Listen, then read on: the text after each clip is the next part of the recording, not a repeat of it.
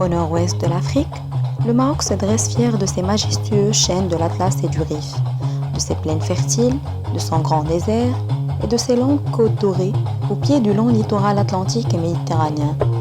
Mais le Maroc n'est pas qu'une nature éblouissante, c'est surtout une mosaïque harmonieuse, climatique, topographique, culturelle et architecturale. Chacune de ces villes est une perle rare d'une âme à la fois arabo-berbérou, afro-musulmane et parfois même avec une forte touche occidentale. Casablanca en est le meilleur exemple.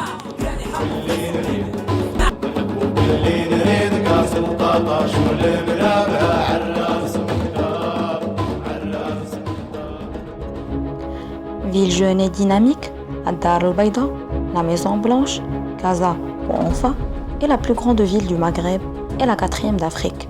C'est le ventricule gauche du pays, raison pour laquelle elle évoque les grandes métropoles occidentales.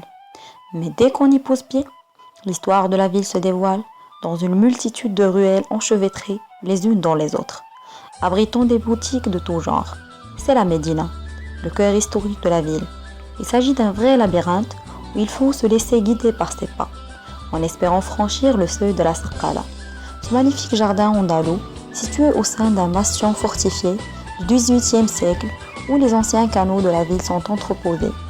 C'est un café-restaurant et surtout un important point de rencontre culturelle. Dans la partie sud de la ville, derrière le palais royal, le quartier des Houbous avec les arcades en pierre de sa forteresse offre aux visiteurs des échoppes où on trouve de tout. Des vendeurs de vêtements traditionnels, ferrailleurs, bijoutiers, librairies, magasins de meubles marocains, mosquées, bains-morts, boutiques isolées ou regroupées en qessaria, fandaq, jusqu'au marché des vendeurs d'olives et d'épices. Le monument incontournable de la ville est sans doute la mosquée Hassan II, érigée au pied de loup et ayant comme objectif d'être le miroir du Maroc moderne. Elle fait cohabiter modernisme architectural et tradition religieuse marocaine.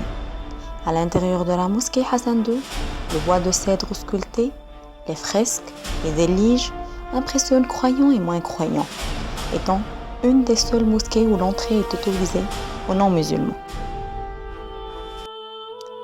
L'église du Sacré-Cœur est un ancien sanctuaire catholique.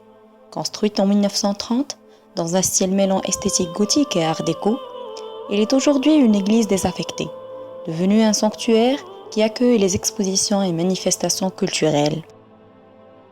L'ancien tribunal musulman du Pacha, édifice de style hispano-mauresque, possède plus de 60 salles ornées de plafonds en bois sculpté, de carreaux de faïence et de grilles de fer forgé. Un beau témoignage du talent de l'artisan marocain. Le Twin Center aux tours jumelles de Casablanca, quant à lui, est un complexe commercial au plein centre de Casa, regroupant commerce, bureaux et hôtels.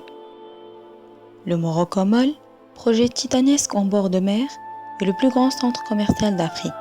Son ambition est de révolutionner le paysage du commerce moderne au Maroc grâce à la concentration d'innombrables enseignes opérant dans tout type d'activité. Au plein cœur du quartier des hôpitaux se dresse majestueusement l'un des plus prestigieux établissements de l'enseignement supérieur, la faculté de médecine et de pharmacie de Casablanca.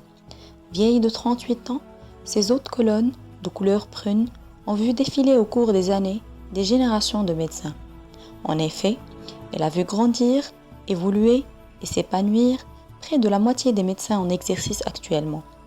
Véritable temple de la médecine, des milliers de médecins y ont fait, génération après génération, le serment d'Hippocrate, le serment de la santé. La santé, préalable, indispensable à toute activité économique, et reflet tangible du processus du développement d'une société, constitue dans le Maroc d'aujourd'hui un enjeu d'envergure. À 2 pas de la faculté de médecine et de pharmacie de Casablanca, trône le centre hospitalier universitaire Ibn Rushd.